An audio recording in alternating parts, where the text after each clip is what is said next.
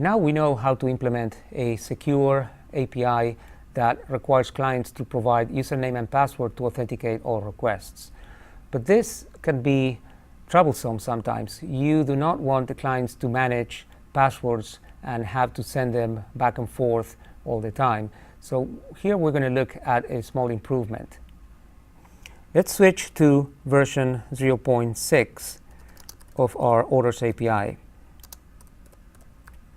And we are going to look at changing the authentication method so that the client sends a token instead of a password. And the difference here is slight, but if you lose a password, then you are giving access to the account to your attacker.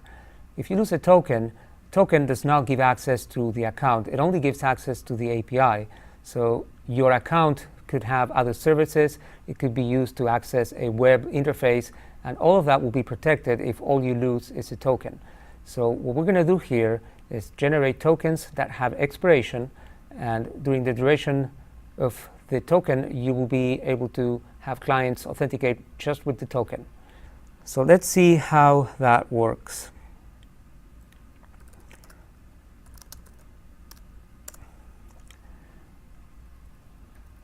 What we are going to do now is add token generation functions to our user model.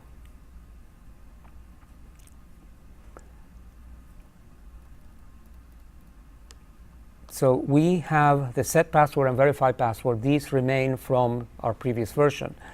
What we are going to do now is add two new functions. One generates an authentication token and another one verifies it. So we're going to have clients request a token by sending their username and password. And that will be the only one that they send that information. Once they get a token, the token will be as good as the password, and they will be able to use the API with the token. They will only need to go back to request a new token when the token expires. You can see here that I have a default of 1 hour. This is 3,600 minutes. I'm sorry, 3,600 seconds. And that will be the duration of our token. Depending on the type of API, you may choose shorter or longer periods of time for the expiration of your token. To generate my token, I'm going to use a function from, let me show you the import. This is a very long symbol name. It's a JSON web signature generator. Comes with the package It's Dangerous. This is one of the dependencies of Flask. Flask uses this package to sign the cookies that it sends as user sessions to the client. So we are going to use a similar method to generate our authentication tokens. Because this name is very long and difficult to remember, I'm importing it as just serializer here.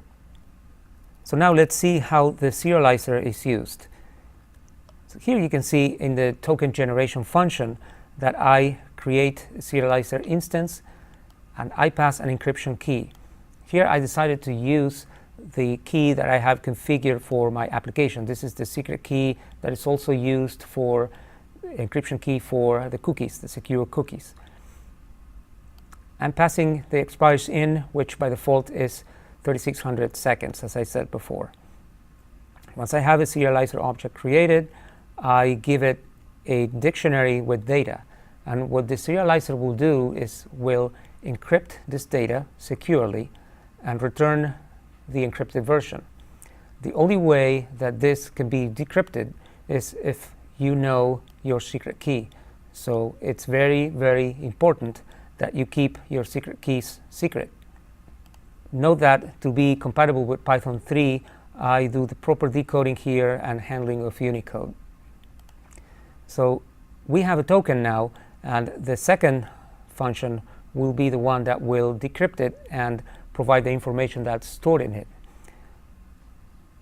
In this case, we create another serializer object.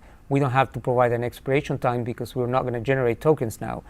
So we create the token by passing the secret key, and then we try to decrypt the token and obtain the data that is inside it. This may work or may not work. If it doesn't work, it will raise an exception. So here I'm really not very concerned about what type of exception is raised. Traditionally, this is seen as bad practice. In this case, when we're dealing with tokens, security, anything that doesn't work, I'm going to opt to be safe and eliminate my risk. I'm going to say no.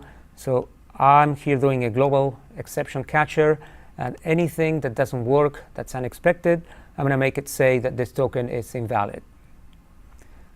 If the token is valid, then that means that in data, I have the ID of my user. So now, if the client sent a token, it doesn't even need to tell me what the username is, because the ID identifies the user.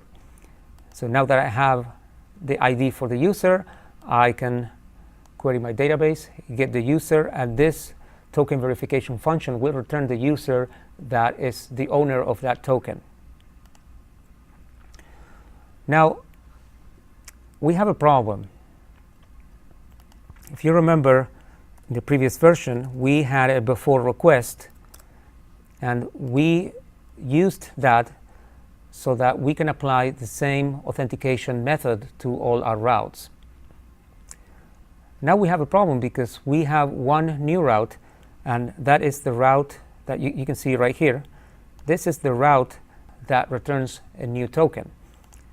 This route is protected like our other routes were protected in the previous version. Will be protected by username and password. But we have this one protected by username and password, and we have all the others that are now going to be protected with the token. So I need to have two authentication mechanisms, one for the token generation route and one for the other ones. Unfortunately, using the before request now doesn't work, because the before request will not be able to distinguish between the one special route versus all the others. So what I decided to do here is to create two authentication objects. You can see here at the top, I have now the previous one. This is the same as before, and I have added one that will be authenticating using tokens. When we look at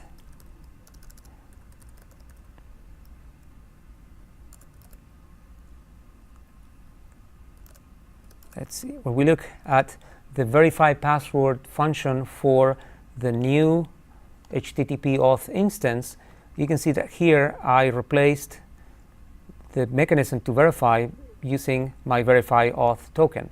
So what we are going to do when we verify using a token, the token will come in place of the username, and there's not going to be a password. We don't really need anything else besides the token. So we are not going to use password field of the authentication header.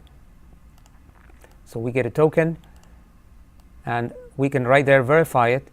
If we verify it, then this will return the user that owns that token. We can set that user globally, and that makes the user authenticated. If the user is returned as none, then we will say no. This is unlikely in the way the function is implemented, but just for safety, I have added the check here anyway. I have an error handler for my new auth token handler. And now I need to apply these two authentication mechanisms to the different routes that need them. So let's look at the easy one first. The function that requests a token is called getAuthToken. I implemented the route of the same name. For this one, I'm going to put the login required decorator right there, because this is the only one. Since it's only one, I'm not repeating myself by putting the decorator explicitly in the route. The way this is implemented is by returning a JSONified dictionary, and the dictionary has a token attribute set to a token generated from, and this is important, g.user. If you remember back from the previous example, here we are setting the user that we verify for the username and password in g.user. This is going to be persistent through the request. So we can take advantage of that and use it in our token generation route. So this returns a token back to the client. And now the client will send other requests passing the token. The most direct way to implement the login required for the other routes will be to copy the login required decorator, which will be this one, auth token login required in every route. But as I said before, I don't really like to repeat myself. So what I did is some out-of-the-box thinking, and I ended up creating a blueprint for all those routes that require token authentication. So let's talk a little bit about blueprints. A blueprint in Flask is a class that can collect a number of things. You can put routes in a blueprint, you can put templates, or you can put static files. When we're working with APIs, the only interesting thing to do here is to use it to store routes. So what I did, I created my application instance like before, but then I also created a blueprint, and I called it API. When I create a blueprint, you need to pass a name for it, and the name is API. You also need to pass the name so that Flask knows where it's based on in your file system. I'm going to put my routes in the blueprint now, and blueprints have a before request handler. So what I'm doing with this is being able to use a before request handler, which is now going to be based on the API and not on the entire application. This is the API blueprint that will get this function run before any requests in that blueprint. So when we look at the routes now, the change here is that this used to be app route, app.route, and now I'm going to put the routes in my API blueprint. So I changed app to API.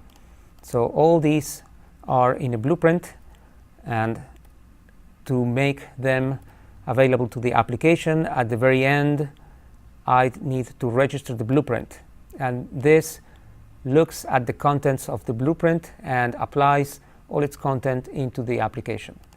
So this is how we implemented token authentication. So let's give this a little try.